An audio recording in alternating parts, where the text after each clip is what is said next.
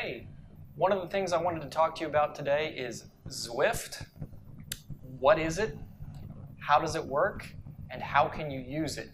Now, whether you're a serious cyclist or just doing recreational riding, it's one of those things that you should either know about or that can help you with your training.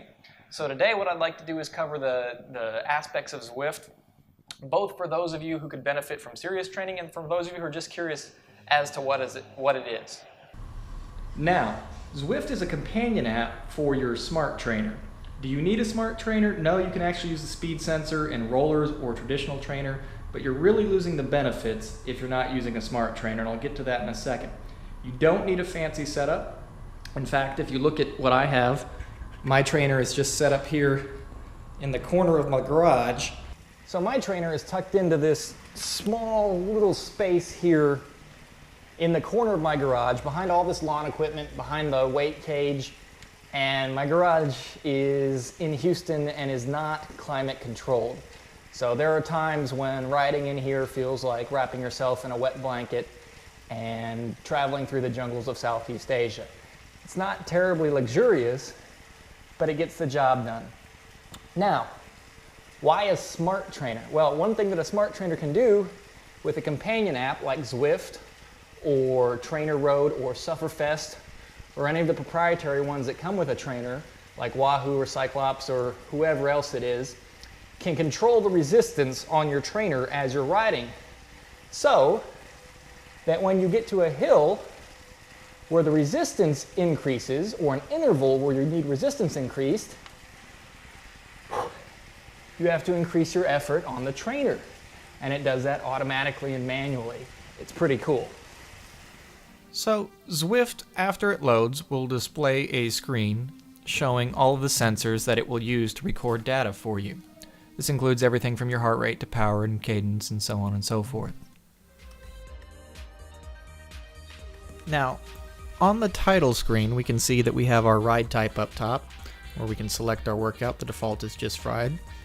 We can see that we're allowed to choose a route, one of the various routes on the ride. We can see the list of riders who are currently riding.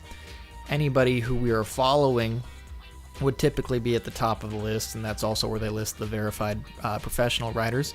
At the top right, we can always find our upcoming events. These are the events. These aren't all the events, but these are the ones that are starting immediately. We can see the type of ride, B, which is pretty fast, E for everyone, D, which is a slower ride, and the name of the ride. We can join it from there. We can see how many people are in on the rides. At the bottom right, we see the calendar. By color, you can see that black is Watopia, white is Richmond, the UCI championship course, and the hard to see blue color there is London. So each day of the month, the routes are available in one of those three Zwift specific maps. So let's take a look at the workout builder.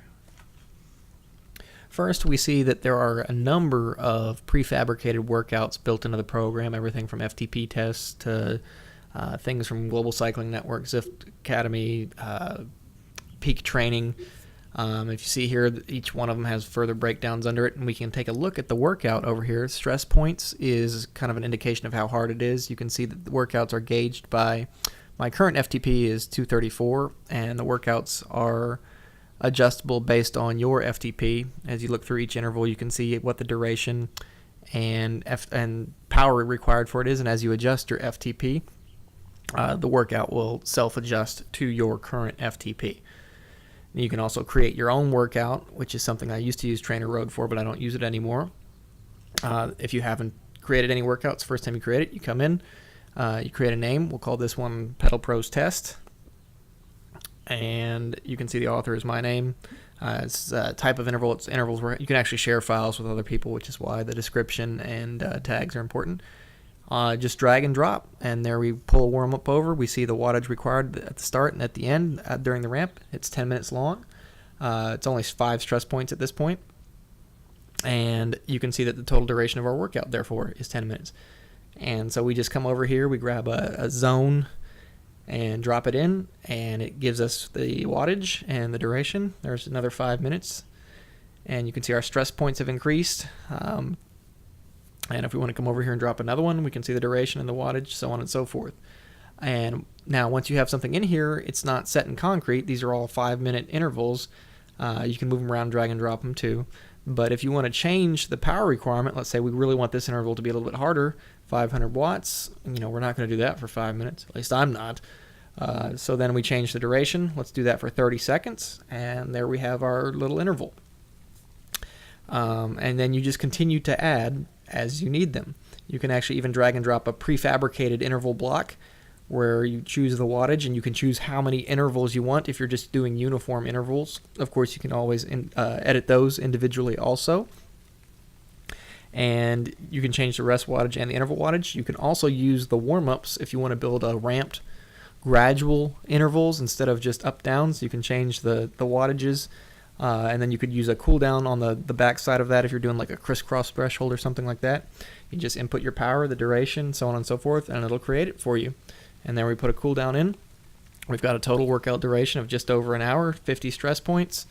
The description, you type that in. You can actually put comments in that'll appear on the screen during each interval if you need to. We save it, and then it appears under our custom workouts. It's pretty cool.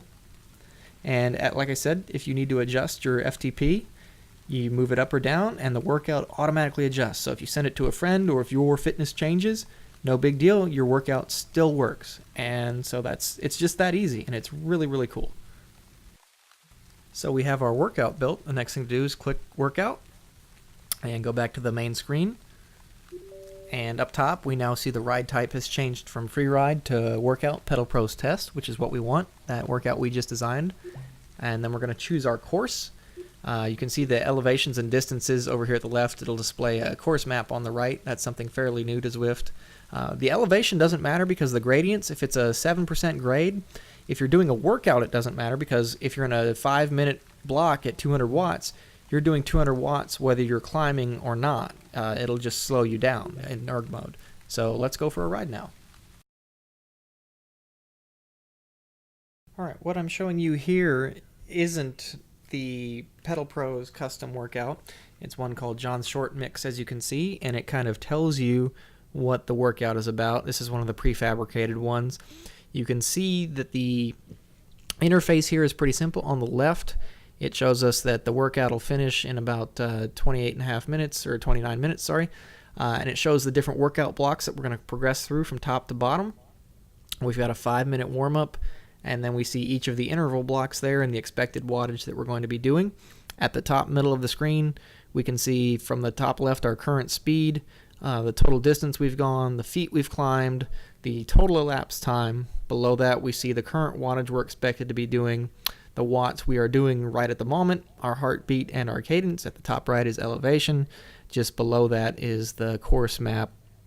And then, of course, we see the rider list on the right side. Now, if you look to the left of where it says BNL NWCC, my name, the one highlighted in blue, you can see the little, looks like reception bars there. That shows that the riders who have those are in the midst of doing a workout. Everyone who has one of those is in an interval pre-programmed workout block. Another visual indicator that somebody is working out is that they get this little Tron holographic visual display on their character that shows that that person is doing a workout, and it changes color based on the difficulty of the interval block you're in. Red when you're way over FTP, blue or green when you're in endurance or riding easily. And so it's kind of cool because you can see exactly the effort that somebody is giving in their intervals at that given time, which is a neat feature. Another neat visual cue is these sort of gates that appear on the course that visually represent when your next interval is coming. You can see it coming in. The first one is always a white or a gray color, but thereafter the color of the gate will actually show you the difficulty of the interval coming up. So sometimes it's a welcome sight as you can see the relief coming, and sometimes when you see that red gate coming, it's daunting. Now, Zwift isn't just for workouts. In fact, after all of that workout and interval discussion, I'm exhausted. One of the things that separates it from Sufferfest or Trainer Road, two things actually, because Sufferfest and Trainer Road are both great exercise programs. They both can give you interval workouts.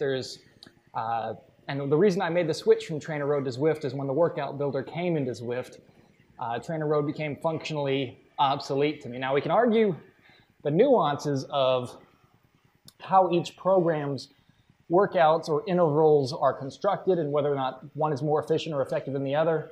But the truth is the two things that Zwift does better than any other program right now for cycling is one, the visual representation, integration, engagement. You're engaged visually with the graphical interface of Zwift. And two, at least as far as online goes, it is by far the most social app that you can get. But just by the list of names on the right side of the screen, you can see that you're online with people simultaneously. For example, here I'm passing this guy, D. Bradford. I can see he's doing an FTP test. I can click on his name. I get his view. If I want to, I click the thumbs up, give him a ride on. He's clearly struggling up that ramp. He gets a little thumbs up. He sees that on his screen. It gets tucked back into his jersey pocket.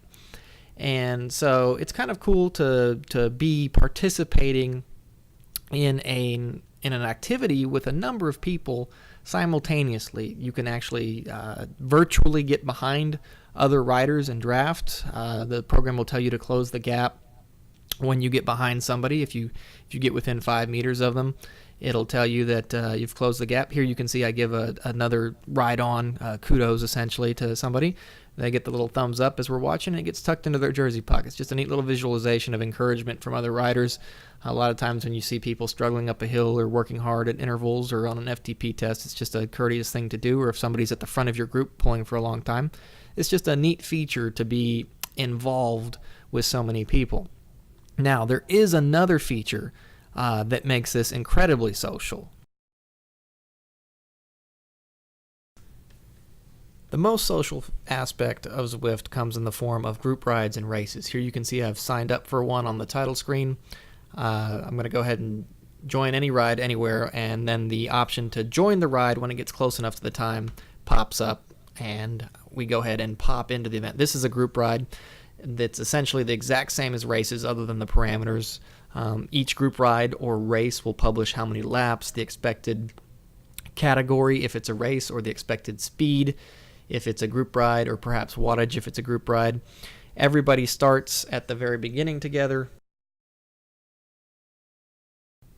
So here you can see a bunch of riders on virtual trainers counting down the last 30 seconds before group ride starts. This was a morning group ride I did. I believe it was a B group, where the wattage was supposed to be, average wattage was supposed to be, I think, like 2.8 to 3.4, or maybe it was the expected speed was 24 to 27, something like that. So all these riders just sit here on these little virtual trainers off the pier on this is on the Watopia map.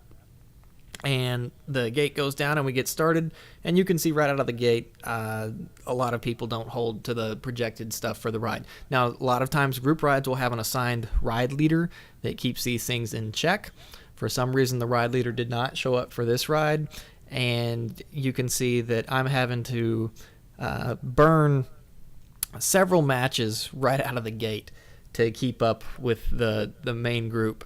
And there's actually, you'll notice here in a little bit that the breakaway group up front in what's supposed to be a friendly group ride gets quite a bit away from me. But just notice how many people are in this. I mean, it's a 60-minute group ride. I forget, this is on a Tuesday or maybe a Wednesday morning. And I believe we had 60 people in the start group. And these are all people riding together, trying to do the same sort of ride, same sort of workout. You share the load. Somebody gets up front. Obviously, they're going to be doing a little bit more work. You can see the wattage go up when I come off the front. I'm, into the 300s and 400s maybe. And then when you catch up, you catch onto a group here. You can see the front of this group getting away from us as they get onto the main road, and I'm, woefully trying to catch them. But it's just a really cool thing that you can do actual races and actual group rides on Zwift. Now, one of the things to keep in mind, if you do race on Zwift, there are people who cheat. Just like in any race and in any video game, there are occasionally cheaters. It's not prevalent, but it does happen. People will break their wheel when they're calibrating during a spin down, or manipulate their weight to be a false number in the software. It happens. You know, when you're doing a B-level race and you see somebody who's averaged 5.8 or 5.9 watts a kilogram for 2 hours, it's a little suspect. But it does happen occasionally and rarely. So it's, you know, you take it for what it's worth. You're out there racing to test yourself on Zwift, to get a good workout in when you can, to find out what your best is or if you can win. But don't be disheartened if people cheat. It'll happen occasionally, and there's just not really much to be done about it. And whenever you finish your group ride or race, it will bring up a screen that shows the list of riders in the group and how you did, your average wattage, your time behind the leader, just a cool little recap. There's also a companion mobile app that can do almost everything you can do on the keyboard, just in case your PC or Mac is too far away from your trainer. It gives you all the reactions that you can do during the ride. You can actually make the directional turns, you can see the rider list, and you can see your relevant stats and choose to stop the workout from it too. So trainers aren't just for winter or foul weather anymore, but they're not a replacement for getting out and riding with faster groups and challenging yourself, for getting out with new people and riding hard, for challenging one another, for going on adventures. They're no substitute for riding with friends. However, trainers still are good workouts when they supplement everything else. So if you excuse me, I'm gonna go catch a workout. Make sure you click the logo at the end to subscribe to the channel. Thanks, and see you next time.